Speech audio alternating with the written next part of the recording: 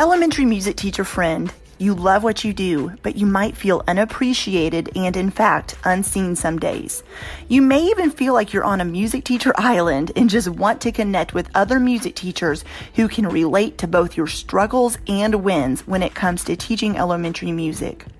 I get you and understand completely the feelings you're having. That's why each and every week, the Elementary Music Teacher Podcast will provide you with solo and guest episodes that will help you realize you're not alone in your music teaching journey. Throughout each episode, my goal is for you to be able to walk away with actionable steps and ideas to help you feel like you're ready to take on the new week with whatever challenges may be thrown your way. Hi, I'm your host, Jessica Peresta, and I'm so glad you're here. Whether you're at home, in your car, in the shower, or wherever else you're listening, grab your cup of coffee or whatever other beverage is nearby and listen in to the Elementary Music Teacher Podcast. I'm Christy Hemingway, host of Ed Curation, a part of the Education Podcast Network, just like the show you're listening to now. Shows on the network are individually owned, and opinions expressed may not reflect others. Find other interesting education podcasts at edupodcastnetwork.com.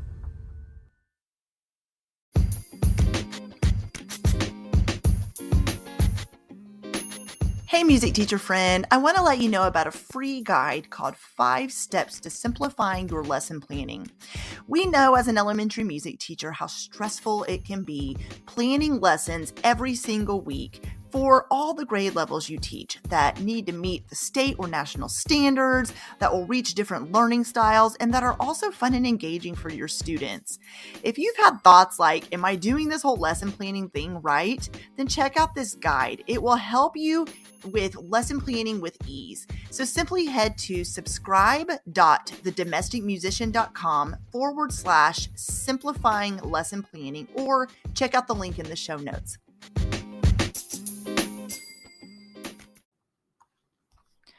Well, hey there. I hope you're having an amazing day.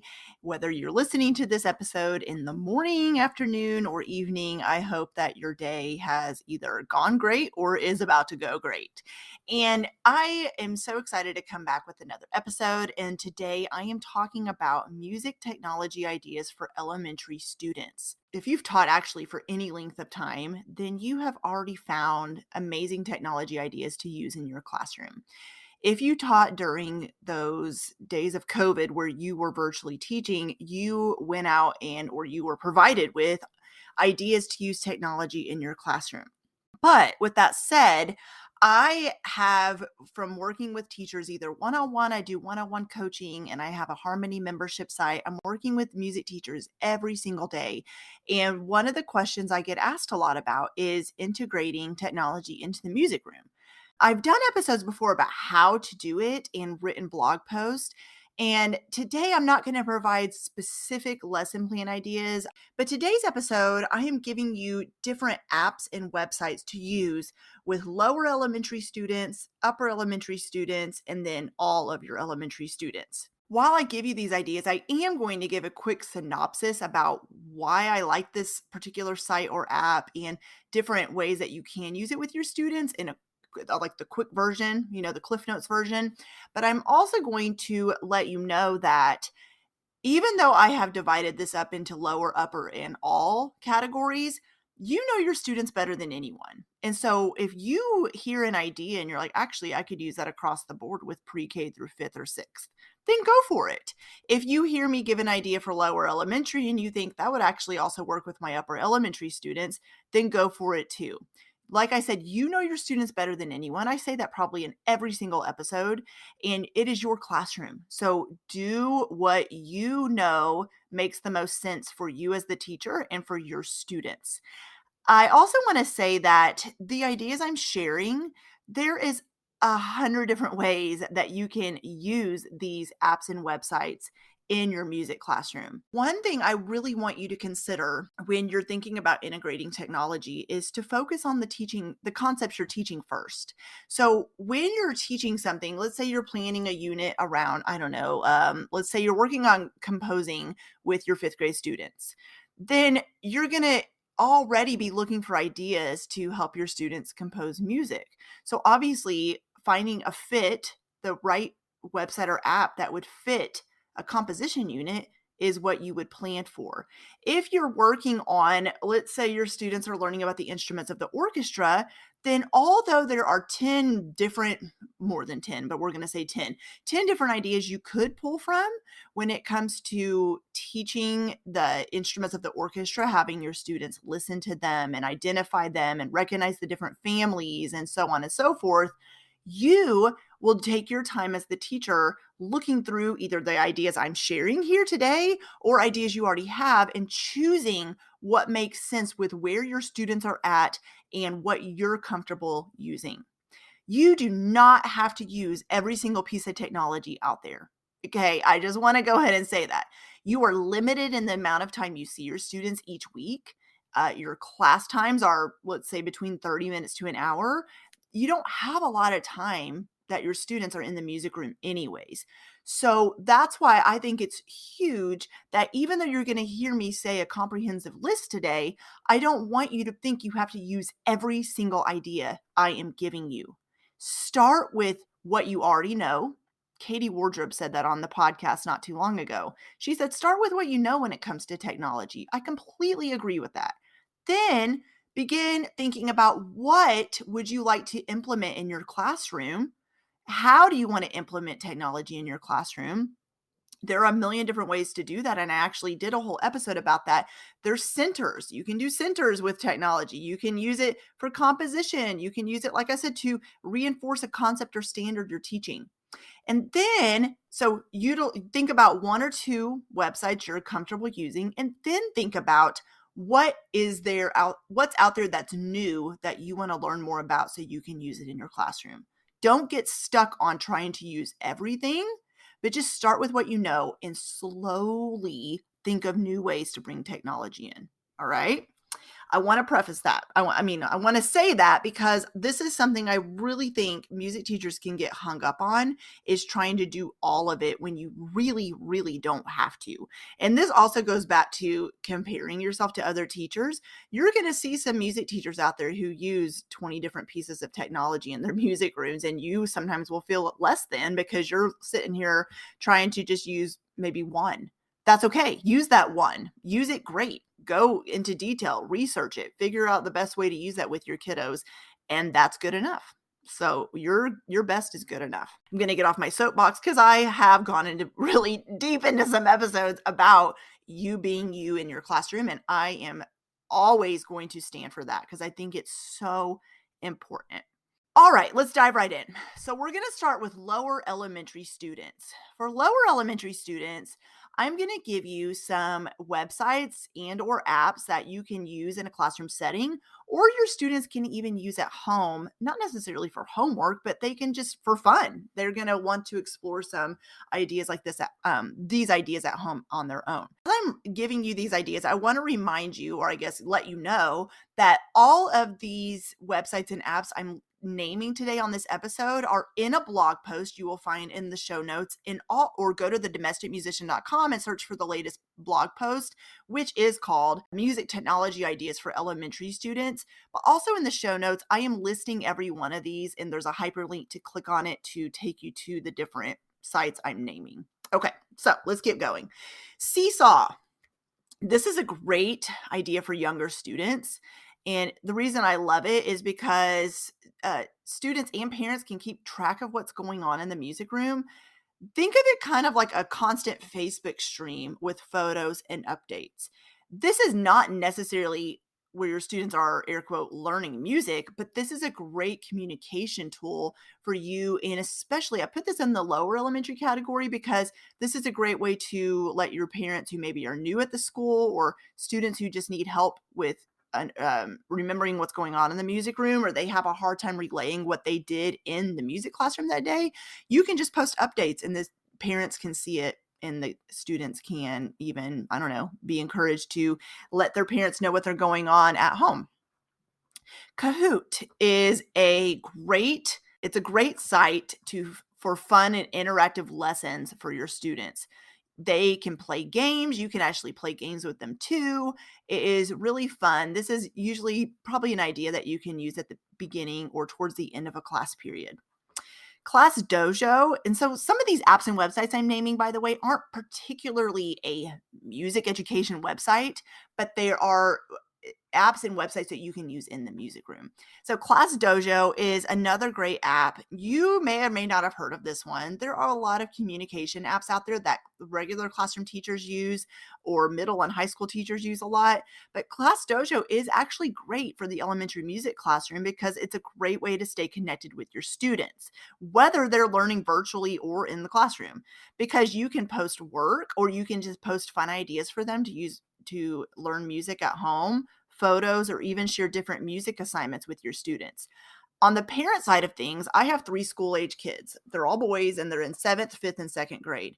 And if you live somewhere where it snows or your school gets canceled for whatever reason, from time to time, or there's breaks from school, they have a random Monday off or whatever it might be. Sometimes my kids will log into these apps that their music teachers have left them and see the extra or fun assignments that are posted there, and they will do it on their own. So these apps, Seesaw and Class Dojo especially, are really great for those purposes, if anything else, for you to leave just some fun ideas for them to do at home and for their parents to be able to see what they're doing and to help them with that as well.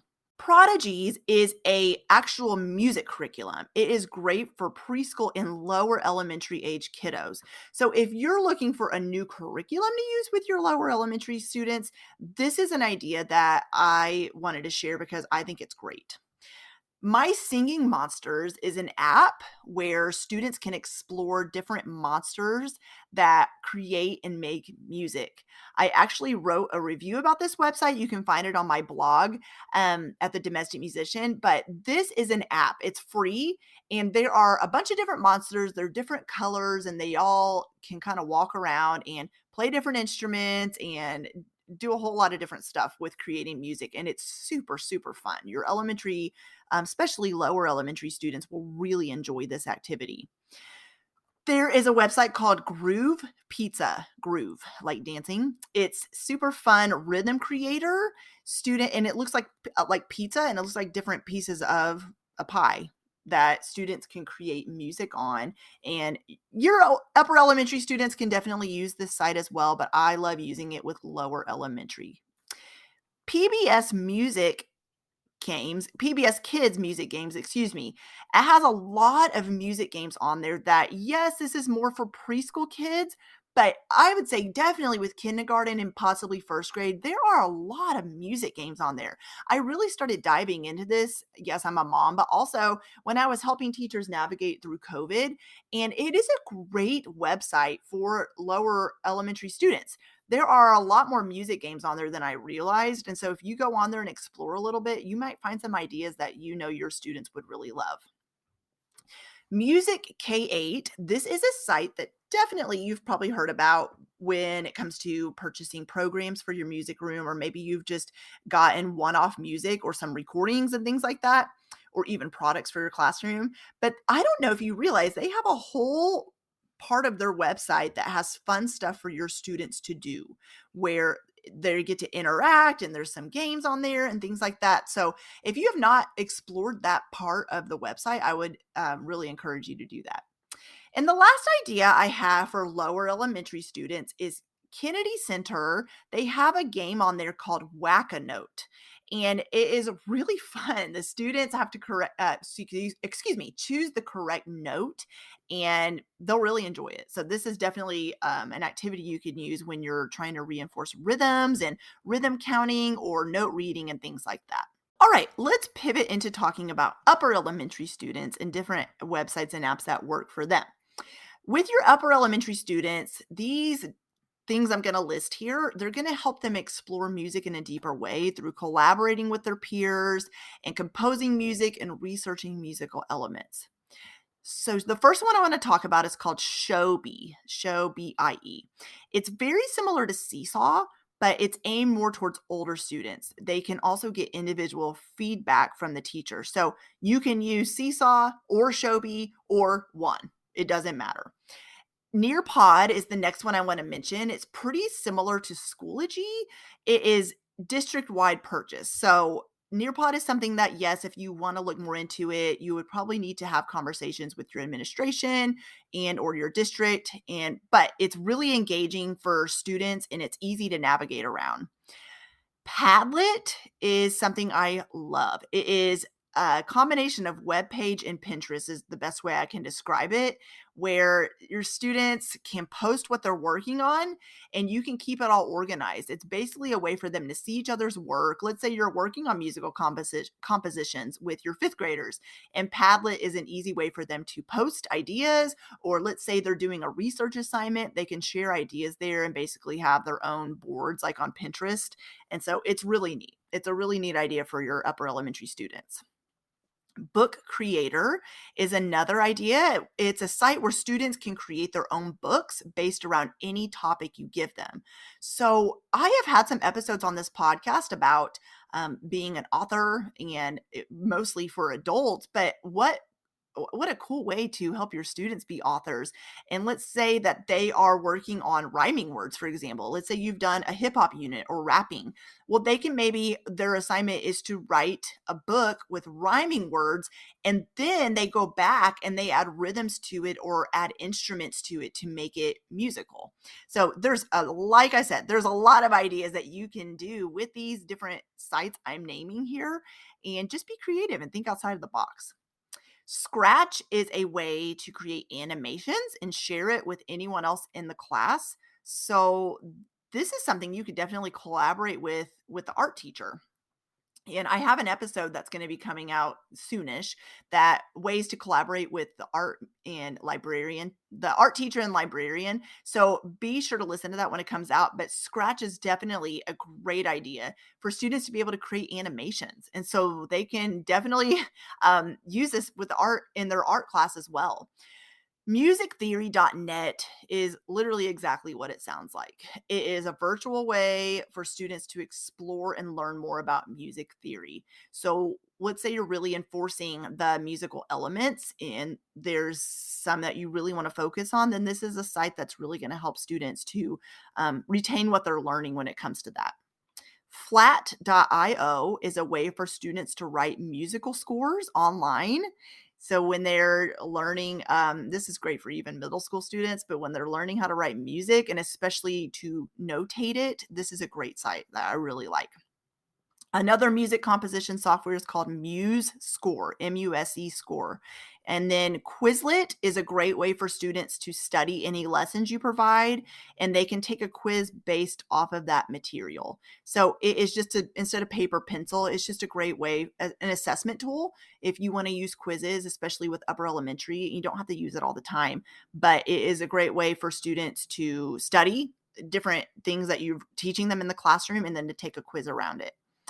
GarageBand is mainly for Mac, but it is a great composition website and app that older students will love. BandLab is definitely mainly for high school students, but I wanted to put it on this list because let's say you want to, I don't know, have the students explore this site and you feel like your upper elementary students could do this website in a modified way. I wanted to put it on this list. Basically, it's a site where students can upload videos of music they've recorded and share it with others. So if you're doing something like that in your classroom, then I would definitely suggest you look into BandLab if you have not already. Noteflight is another composition site. I have used this one a lot when I'm composing my own music, actually, but also when I used it in the classroom too. And it is user-friendly and it's easy to use, and they do have a free version. Acapella is an app where you and or your students can record different singing or instrument parts. You basically have one person record themselves and then the other parts layer in one at a time until the recording is fully made. I would highly suggest, this is a great activity to do when you are teaching harmony and counter melody, and even when it comes to chorus and soloist and all those kind of things that come with singing, especially with your upper elementary students, those concepts you're trying to teach them. This is a great app to definitely enforce those concepts. Incredibox is a website or app that allows students to create their own music with the help of beatboxers. I mentioned Katie Wardrobe earlier in the episode, but when she came on the podcast, she was talking about music tech tools, and she calls the Incredibox guys dudes. She said they're the dudes, and that's what I kind of refer to them now about. But this is a fantastic lesson for elementary, upper elementary, or even secondary students.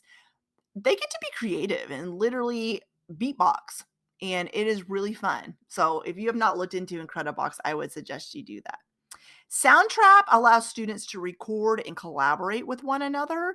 They can even edit and mix the recordings as well. Mix, it's MIXXX, is a free DJ mixing software. So how fun to have your students be able to be DJs in the music room. And then Finale is a music notation software that will mainly benefit your older students. And I don't know about you, but Finale is something I definitely used during my music education program in college. So it is really neat to see that that is still around. It's definitely changed a lot, but it's still a great musical composition software. Now, for all of your elementary music students, there are several websites and apps that they will find beneficial. Some of these I'm going to name are more for a classroom setting, and some are individual websites that they can explore on their own. Google Classroom is something that you may or may not have used as a teacher already, but I wanted to put it on this list because it is really neat when you set up your own virtual music classroom. We talked about keeping parents and students up to date with what's going on and sharing about what's going on in the music room. Well, Google Classroom is a great way to post a lot of these apps and websites I'm naming here today. You can put them there. You can include lesson plans you want them to do around it, or assignments that you want them to complete, or even post choice boards with a lot of these apps and websites in those for students to be able to use even at home. Canvas is another way to have a virtual classroom, but in a more of a course creation type of way. I have used Canvas several times when I'm creating courses for different districts that I've created curriculum for.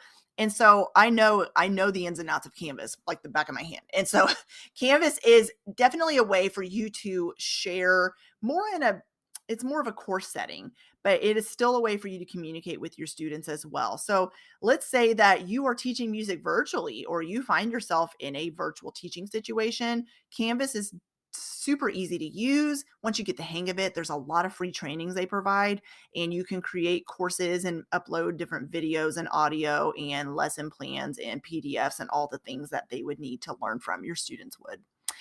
Edpuzzle is very similar to Google Classroom and Canvas. It's a great way to have a virtual classroom and stay in touch with your students, give assignments, and assess them.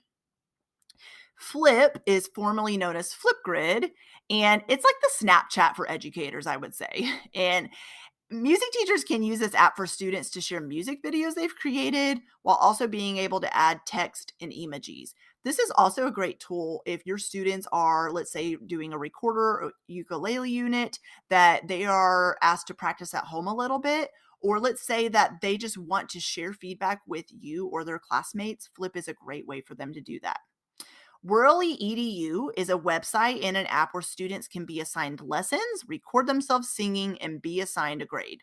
I actually wrote a review about this website. It is really cool. They've done a lot of work on this site, and I would highly suggest it to any music educator. And you can find a review on my website as well. Solfege.io is an app that encourages and helps students to practice their instruments. And the San Francisco Orchestra has some fun interactive music games for kids to do, as does Classics for Kids. There's a website called Rhythm Randomizer, and it's a way for your students to practice counting and playing with rhythms, even if learning music virtually or from home. Or they can practice it at school and then also practice it at home as well.